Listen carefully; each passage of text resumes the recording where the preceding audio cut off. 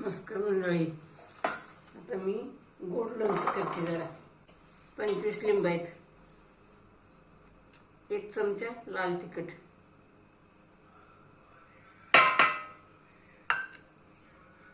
जरा कपाला कमी मीठ,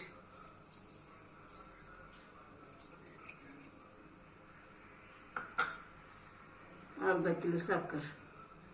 साखर घातली तर पाणी सुटते, याला थोडी लागते.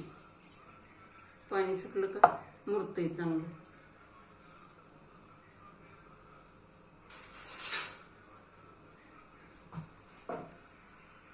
हे एकादशीला पण चालते, मस्त लागते खाऊन. आता रात्रभर ह्याला मुरू द्यायचं, सकाळी भरणीत झालंय.